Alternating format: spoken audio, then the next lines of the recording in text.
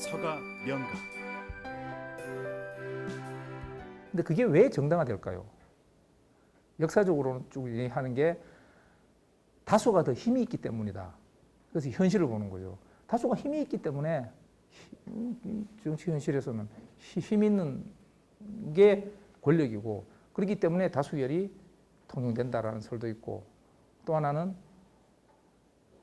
국가 공동체라는 것 자체가 만들 때 사회계약설에 따라서 이미 국가를 만들 때 우리는 정치적인 의사를 단일하게 도출해야 될 때는 다수결로 한다라는 사회계약이 거기에 포함되어 있다. 아니면 최소한 묵시적으로 동의한 사람들이 거기에 그걸 익스큐즈 했기 때문에 가능하다고 하는데, 이거는 저는 좀 뭐 이데올로기로서는 가능하지만 마치 사회계약서도 저는 별로 동의 안 하거든요. 저도 뭐 사회계약 체결한 적도 없고, 저도 뭐 제가 대한민국 국적을 한 번이라도 생각해 본 적 없고, 태어난 순간도 됐고, 뭐 갑자기 정신 차려 보니까 대단한 민족주의가 돼 있고 애국을 해야 되고 막 이런 사람이 돼 있더라고요. 다분히 왜 다수 결의 원칙이 정당화되느냐 했었을 때, 뭐 지금 가장 많이 얘기되고 있는 거는 결국 그게 다수 의견이 따르는 것이 덜 위험하다. 그나마 이제 다수결이 되려 그러면 제가 요건을 한 4가지 말씀드릴 텐데, 이런 요건을 갖춘 다수결을 통해서 의견이 도출되면 그 결과가 그나마 인간의 존엄과 가치를 보장하고 행복 추구할 권리를 좀 보장하는 데 있어서 그나마 이게 좋다가 아니라 덜 위험하다, 그나마 합리적인 결정을 도출할 가능성이 높다. 그래서 이제 익스큐즈가 된다라고 합니다. 그렇지만 아까 말씀드린 것처럼 기본적으로는 내가 다수결의 원칙에 동의하지 않으면 그 의사에 내가 따르는 것이 정당화될 수가 없다고 저는 생각합니다. 그럼 내가 그래서 그게 마음에 안 들면 이제 뭐 절에서 내가 나와야 되는 것처럼 내가 뭐 이민을 가든지 그 부분에서 가면 안 되는 거지. 그런데 그 요건을 저는 하나, 둘, 셋, 4가지, 뭐 넓게 보면 5가지 아주 간략하게 말씀드리겠습니다. 첫 번째가 집단적 동일성이 있어야 됩니다.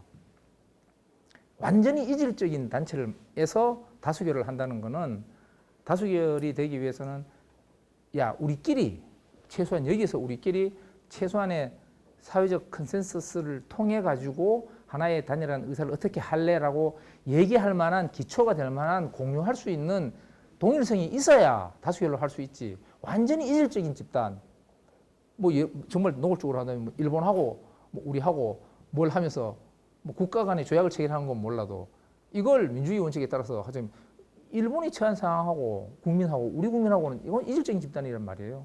더구나 국가 공동체를 통해 가지고 구분을 해놨기 때문에. 그래서 최소한 집단적으로 동일성이 전제가 돼야 되고 이게 구심점입니다. 그 다음 두 번째는 다원적인, 민주주의는 가치 상대주의를 전제로 하죠. 어느 것이 옳은지 몰라요. 지금 전쟁을 해야 되는데 전쟁을 하는 게 맞을지 안 하는 게 맞을지, 더구나 국가 공동체의 앞날을 결정해야 될 중요 사안이 이게 뭐가 옳은지 잘 모르겠다. 다양한 의견이 있다는 뜻입니다, 결국. 그래서 다양한 의견이 있어서 다양한 의견 중에 어떤 것을 선택할 가능성이 있어야 다수결이 익스큐즈 될 수 있습니다. 어떤 경우에는 정치적으로 약간 이용하기 위해서 이미 특정한 결정을 내려놨어. 해놓고 나서 이걸 정당화시키기 위해서 다수결의 원칙을 이용해가지고 정당화시키는 경우도 있죠. 뭐 눈치채지도 못할 수도 있고, 예를 들어. 그렇지만 최소한 형식적으로는 집단적 동일성이 있고 그 안에는 다양한 의사결정이 될 가능성이 있고, 그 다음에는 이제 제일 문제가 합리적 소통인데, 합리적 소통 구조가 있어줘야 됩니다. 즉, 이게 뭐 그게 가능할지 모르겠습니다만 늘 책에서 얘기할 때는 이성적인 대화와 토론을 거쳐서 논리적으로 상대방을 설득하고, 그리고 거기에 대해서 배려와 이해를 바탕으로 해서 그걸 수용을 하고 막 이런 합리적인 의사소통 구조를 가져야 되는데 이게 어렵죠. 저는 우리나라를 딱 보면 다수결을 정치적인 민주주의에서 봤을 때 집단적 동일성은 되게 강한 것 같아요. 우리가 되게 강한 것 같아요. 또한 민족주의적 성격도 강하고 우리 대한민국에 관한 정치적 우리 뭐 저도 그래 되어버렸는데 우리나라 정말 저는 집이 시골인데 저러 가면 부모님이나 친구들 만나면 정말 정치에 관심이 너무 진짜 많으세요. 그 정말 국민 주권의 의식이 너무나 투철하고 막 모르는 게 없을 정도로 막 개인적으로 저는 대통령하고 아는 줄 알았어요. 막 그 정도로 막 하는 거 되게 강해요. 그리고 진짜 다양해요. 그것도 참 좋은 조건이라고 생각합니다. 사회가 다양성이 없으면 저는 발전이 없다고 생각합니다. 다양한 속에서 경쟁도 하고 이러면서 이제 살아남고 하면서 이제 뭔가가 창조적으로 도출돼야 되는데 이것도 좋습니다. 그런데 저는 문제가 합리적 소통 구조가 우리 사회에서 너무 안 돼 있다고 생각해요. 이게 저는 마지막에 얘기하려고 그랬는데 이게 나온 김에 미리 말씀드리자면 정말 이거는 우리 정치적 민주주의를 실현하는 데 있어서 반드시 극복해야 되는데 이것은 사람한테 기대할 수 없습니다. 저는 사람을 안 믿기 때문에. 그러면 국가가 합리적 의사소통되는 시스템 절차를 만들어줘야 돼요. 그런데 합리적인 의사소통이 되려고 그러면 저는 개인적으로 이것은 뭐 법적인 저는 세 가지가 필요하다고 생각하거든요. 하나는 언어가 통일이 돼야 됩니다. 전제 조건인데. 같은 현상을 놓고 얘기할 때, 그냥 우리 지금 자유를 위해서 하지 않고 이 사람이 얘기하는 자유하고 이 사람이 서로 용어가 다르면 이것은 소통이 될 수가 없습니다. 난 너를 사랑해, 나도 너 사랑해 하는데 지금 서로가 엉뚱한 사랑을 놓고 얘기를 하면 형식적으로는 만장일치 같지만 그게 구체적인 현실이 드러나서 사랑을 실행하는 과정에서 될 수가 있죠. 용어가 통일돼야 되고 두 번째는 이게 뭐 불가능한 것 같습니다. 최소한 솔직히 해야 된다고 봐요. 소통하는 과정에서는 솔직히 해야 되고 그 다음 세 번째는 우리는 이게 안 된 것 같아요. 우리 정치 구조에서는 상대방의 의사를 수용할 여유를 가지고 있어야 됩니다. 근데 많은 경우에는 내가 결정을 해놓고 내 걸 관철시키기 위해서 소통을 합니다. 서로가. 그러다가 실패하면 끝나는 겁니다. 소통 안 하는 겁니다. 그러니까 도무지 마음속에 최소한 내 생각이 틀릴 수 있고 아니 네 얘기 들어보니까 네 얘기 맞을 수도 있겠다. 이게 더 좋을 수 있겠다 하는 최소한의 여유나 여지를 가지고 합리적 소통을 해야 되는데 이미 시작할 때부터 나만이 옳다. 저는 이 합리적 소통 구조가 우리 정치 사회에서 너무 수준이 정말 낮다고 생각하고 있거든요. 그 다음 이제 네 번째는 이제 내용적 정당성을 보장해야 되는데 다수결의 원리에 의해서 도출되는 결과가 최소한의 우리 헌법적 이념에 위반돼서는 안 된다. 인간의 존엄과 가치, 제가 첫 시간에 얘기를 했습니다. 저는 이 말 할 때마다 불편하지만 인간의 존엄과 가치를 실현하는데 도움이 되는 결과가 돼야지 거기에 배치되는 최소한 명백히 배치되는 결과가 돼서는 안 된다. 요 네 가지를 가지고 다수결의 원리가 비로소 그런 절차를 거치면 그래 다수의 의결에 내가 소수지만 복종할 수 있다는 것이 최소한 갖춰져야 할 요건이라고 생각합니다. 그럼에도 불구하고 문제는 남습니다. 왜냐하면 다수결이라는 원칙은 기본적으로 질의 문제가 아니라 양의 문제죠. 그리고 항상 소수자는 남게 마련이에요. 소수자가 있다 그러면 이 소수자한테는 폭력입니다. 그래서 이걸 어떻게 정당화시킬래? 하다 보니 계속 나오는 게 습관상 다수결의 원칙을 존중하며 소수자도 존중해야 된다 이럽니다. 근데 이 말은 사실상 모순이거든요. 다수결의 원리에 따라서 왜 소수자를 존중해? 그래서 이 소수자 존중의 의미가 뭐냐? 이것도 견해가 두 가지가 있는데 저는 후자입니다. 전자는 다수결의 원리에 따르되 소수자 입장도 좀 반영을 해줘라. 두 번째는 그게 아니고 소수자한테도 다수가 될 수 있는 가능성을 인정해 줘라. 저는 후자라고 생각합니다. 전자가 되면 이게 의견이 됐을 때 다수 의견대로 결정. 그런데 소수자 얘기하면 그래 그러면 요 정도는 소수자 의견을 반영을 해줄게. 이러면은 구조적으로 계속 다수는 다수대로 폭력적인 지배를 하게 되고 소수자는 소수자로서의 열등 콤플렉스를 안고 계속 그거라도 얻어먹고 만족하면서 이 구조화될 위험이 있다고 생각합니다. 어떤 사안에서는 내가 소수지만 다음에 내가 다수가 될 수 있다. 그 다음 이 사안에서는 내가 다수인데 나중에 이게 다시 소수가 될 수 있다. 이런 가능성을 인정해줘야 민주주의가 설득이 된다고 할 수 있다고 생각합니다. 내가 다수다. 그러면 제가 나중에 소수가 될 수 있다는 가능성을 내가 가져야 아이고 내가 소수자를 짓밟질 않죠. 그 다음 제가 지금 소수자지만 내가 나중에 다수가 될 수 있는 희망이 있다. 그러면 그 다수에 승복을 합니다. 그런데 이것도 저는 우리 정치 구조에서 대단한 문제라고 생각합니다. 모처럼 잡은 다수의 기회를 잡았는데 이걸 구조적으로 몇십 년 동안 이 영속화 시켜서 이 구조화 시켜야 된다라는 언제든지라도 시기적으로도 현재와 미래가 바뀔 수도 있고 또 사안에 따라서 다수와 소수가 언제든지 바뀔 수 있는 가능성이 살아 숨쉬어야 다수결의 원리가 익스큐즈 될 수가 있다고 생각합니다. 그 다음에 이제 민주주의에서도 왜 자유민주주의냐? 이제 자유는 크게 이제 역사적으로 보면 근대 개념입니다.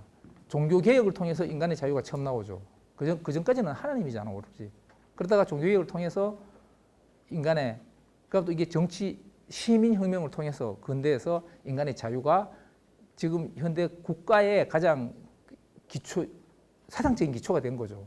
그런데 이것도 이제 분류를 소극적 자유와 적극적 자유로 분류를 합니다. 역사적으로는 소극적 자유에서 적극적 자유로 발전 혹은 변화되어 왔었습니다. 소극적 자유는 뭐뭐로부터의 자유죠. 누구죠? 국가. 국가 간섭하지 마라. 기본적으로 국가에 대해서는 국가에 대한 불신을 가지고 있는 거죠. 국가가 내한테 간섭 안 하는 것이 자유다. 그런데 막상 해놓고 보니 국가가 간섭 안 하고 가만놔둬 해가지고 과연 이 사람이 자유로운 삶을 살냐 그게 아니더라. 국가가 가만놔둬 보니까 오히려 더 찌그러지더라. 자유라는 것은 지 하고 싶은 걸 하는 거잖아. 내가 하고 싶은 거 하려고 하는데 돈이 없어. 내가 하고 싶은 거 하려고 하는데 법 제도도 미비해. 내가 하고 싶은 거 하려고 하는데 여건이나 조건이나 환경이 안 돼. 그래서 자유를 실현시키기 위해서는 국가가 나서서 그러한 조건을 만들어주고 능력을 키워주고 이래 해줘야 된다. 이게 적극적 자유로 그 당시는 발전한 거죠. 19세기 후반에. 이것은 경제적 자유에서도 크게 드러나죠. 아담 스미스 보이지 않는 손. 국가가 간섭 안 해도 돼. 그러면 개인이 뭐 대장장이나 정육점이나 이 아저씨들이 자기가 먹고 살기 위해서 이기적인 활동을 했는데 그것이 시장에서 보이지 않는 손이 움직여가지고 개인도 행복하게 하고 이것이 국가 경제도 살린다. 이게 국부론이잖아요. 그래서 이것이 국가 간섭하면 안 돼. 건들지 마라. 국가는 나서는 순간 이는 악이다. 개인적인 자유. 역시 국가와 개인을 대립시켜 놓고 봤었을 때 국가가 나서서 개인적 자유를 하면 안 돼.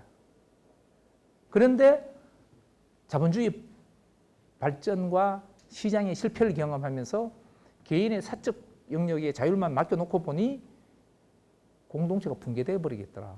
빈익빈 부익부가 생기고 소수의 자본가만 진정한 자유를 누리고 많은 사람들이 부자여하게 되더라. 안 되겠다. 그래서 적극적 자유가 필요하다. 그리고 이것은 적극적 자유는 무엇을 할 자유. 그래서 소극적 자유를 형식적 자유라고 하기도 하고 적극적 자유를 실질적 자유라고도 합니다. 그런데 요즘 와서는 그 하예크라는 유명한 분이 다시 소극적 자유를 훨씬 강하게 주장하죠. 적극적 자유, 그러니까 소극적 자유만 가지고는 안 되겠다. 오케이. 적극적 자유가 있어야 실질적으로 사람은 자유를 실현할 수 있다. 그런데 국가가 나서서 적극적 자유를 강조하면서 간섭하는 걸 보니 실질적으로는 개인의 자유를 압살하게 되더라. 국가가 오버해서. 다시 이걸 이제 신자유주의라고 하죠. 그러면서 원초적 혹은 자연적인 인간의 본성 이걸 최대한 존중해 줘야 된다. 국가 권력으로부터 폭력성에 대한 위험성을 다시 강조하는 거죠. 그런데 사실 소극적, 적극적 자유라는 것도 저는 개인적으로 이 두 가지는 다 필요합니다. 국가가 간섭하면 안 되고, 그런데 자율적 기능이 무너졌을 때는 국가가 개입해가 그걸 실질적으로 잘 봐주는 그런 국가가 돼야 된다. 그 다음에 이제 마지막으로 이제 우리나라 현실을 잠깐만 대비시켜 보겠습니다. 아까 뭐 쭉 여러 번 말씀드렸었는데, 우리는 자유민주주의를, 아까 제가 자유민주라는 게 두 번 나온다고 했습니다. 결국엔 우리 헌법의 특성을 제가 말씀드리려고 하는 건데, 우리는 그동안에 인간의 존엄과 가치와 기본권 보장 측면에서 많이 발전했습니다. 사실 그죠? 한 70년 동안. 그런데 그동안에 역사적으로 되게 헌법의 기본권이 규정되어 있었지만 제대로 실현되지 못한 측면이 매우 많았습니다. 그런데 1987년도 헌법 개정을 하면서, 현행 헌법 개정을 하면서 헌법 소원 제도를 도입을 하면서 엄청 큰 변화를 지금도 갖고 있죠. 그거 대단히 무서운 겁니다.